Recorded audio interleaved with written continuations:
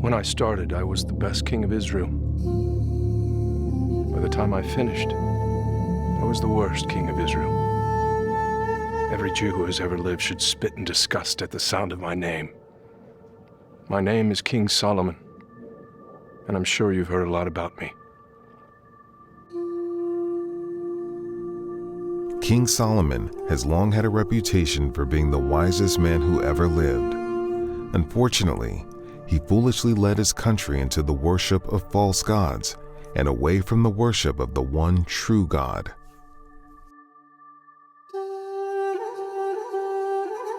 One of the most dangerous things any monarchy can do is make it unclear as to who will succeed its leaders upon their death. You're probably used to thinking that a king's firstborn son is always the successor. In my time, no such rule had been established, so the position was up for grabs as King David aged. And there were a lot of people interested in the final results. My father, King David, had at least 20 sons by his many wives and concubines. His firstborn son, Amnon, was murdered by his third son, Absalom. Absalom was killed during the rebellion against King David.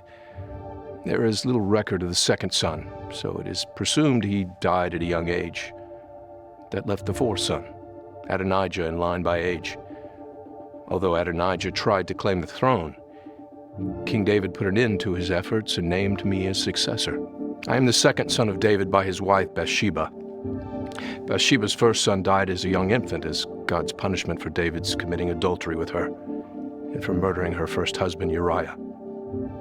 Although David had promised Bathsheba that I would succeed him, it is unclear whether that was God's preferred choice or my mother using her good looks and charm.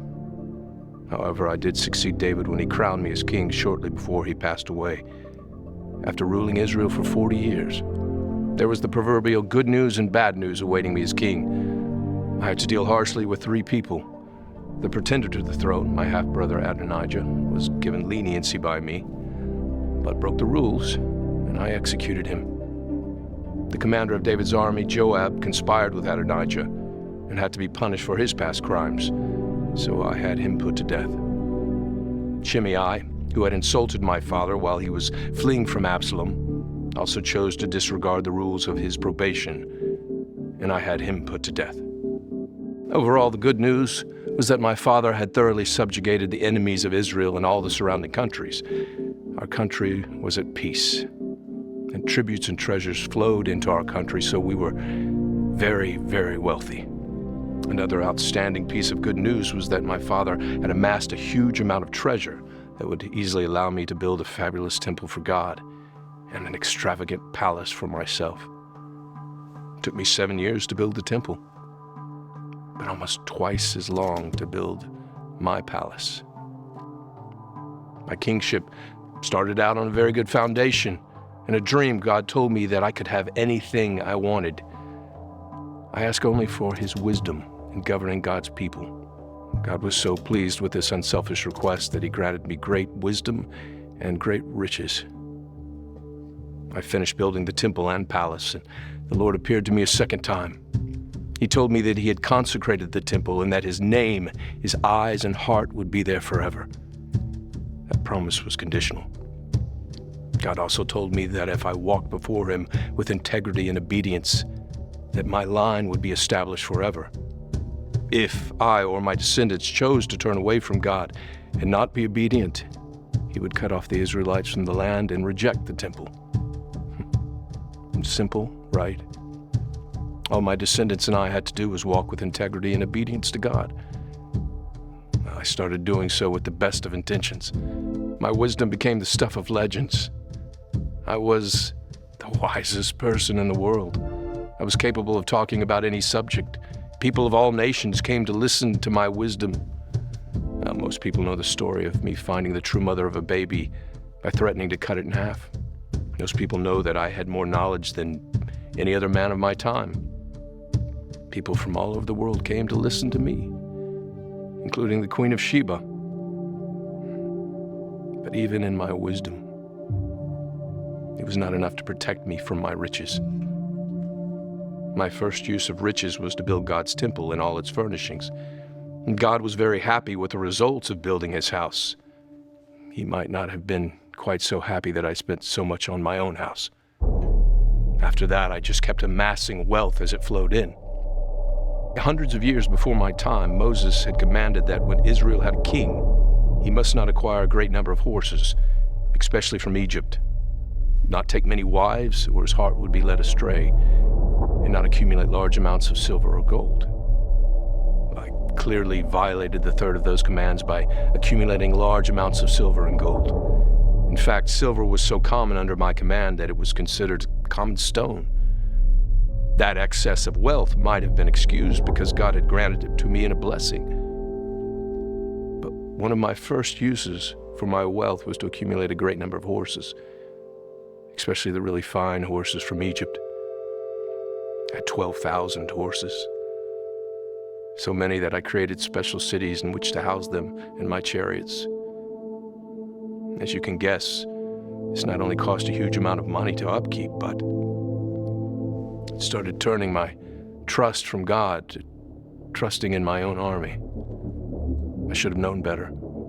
My father David did the same thing when he ordered a census to count his fighting men. And God got so angry that he sent a plague to Israel that killed 70,000 people. I made God even more angry than my father. But God did not react as quickly. Worse than any of those things, though, I started accumulating many wives. How many? My father David had at least 8 wives. I had 700 wives of royal birth and 300 concubines. My wives and concubines came from many countries and worshiped many gods. Through them, my heart was turned from the true God to many false gods. Since my wives were of royal birth, they were obviously from different countries and different races. This violated God's decree that we Jews not intermarry with other races. So why? Why did I marry so many wives of royal birth? In my wisdom, I was sure that marrying them was a diplomatic way of having peace treaties with all these countries. Rather than follow my father's example of trusting God and having a powerful army, I decided to trust in my own diplomatic skills. This would turn out to be disastrous for Israel.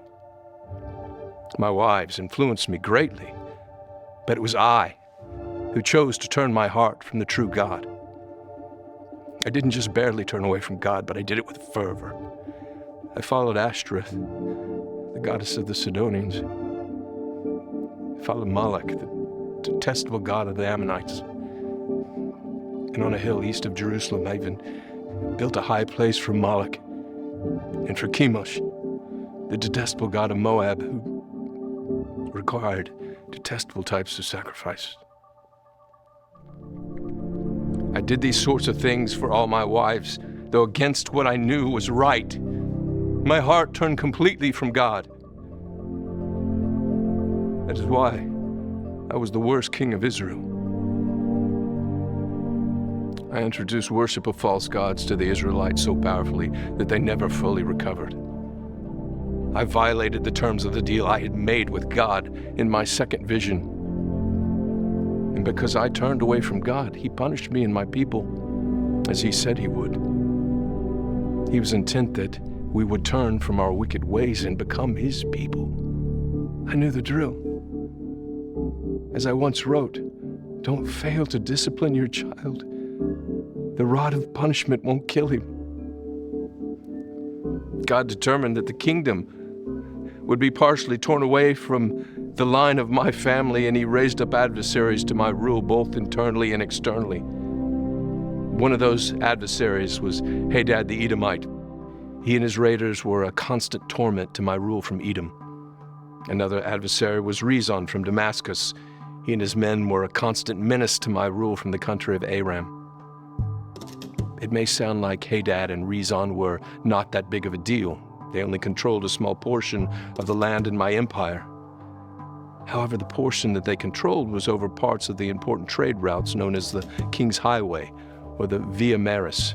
They had the capability to disrupt trade and to keep my military busy. However, they were not my biggest problem. I had massive public works projects as I tried to fortify and grow my kingdom. In order to accomplish those projects, I made slaves of many foreigners and conscripted Israelites. And one of the young men who helped manage a project was Jeroboam. He was so diligent that I put him in charge of the whole labor force of the tribes of Ephraim and Manasseh. One day, as Jeroboam was leaving Jerusalem, he was met by Ahijah, the prophet of Shiloh. Shiloh had lost its importance because it no longer housed the Ark of the Covenant, but it continued to be the home of prophets and priests. Ahijah told Jeroboam that God was going to split Israel into 2 pieces. One piece would have 10 tribes and be led by Jeroboam, while the other piece would only have 1 tribe and be led by my descendants. The tribe of Levi, the priest, would be split between the 2. The split was to occur after my death. Like me, Jeroboam was instructed to be faithful to God and to follow his commandments, or Jeroboam and his descendants would lose their kingdom too. When I found out about Ahijah's prophecy, I tried to kill Jeroboam, but he fled Egypt and stayed out of my reach. However, he was a constant reminder that my days were numbered and that God was going to punish me and my descendants for my unfaithfulness. You may have noticed that there is no prophet associated with my story. I did not have a prophet to help keep me in line. I thought I was so wise I would guide myself. The integrity of the upright guides them, but the unfaithful are destroyed by their own perversity. I did not listen to my own proverb. Many people consider my rule to be the golden age of Israel. We dominated the countries around us. There were no major empires that threatened us, and we were at peace. We had a new, fabulous temple that was finer than anything any other country had created for their gods. My palace was extravagant beyond belief. Our country was in an economic boom, and we had massive public works projects that would make life much better for the Israelites. The whole world envied Israel and me. But we were a house built upon sand. The high costs of my excessive lifestyle led to higher and higher taxes, and to me forcing people into virtual slavery. Some of the enemies that my father had dominated were growing in strength. Many Israelites were led by me into idolatry and no longer worshiped God. When I became king, Israel was at its zenith. When I died, after 40 years of rule, the kingdom was falling off a precipice into destruction because of my many mistakes. King Solomon. That is why all Jews who ever lived should spit at the sound of my name.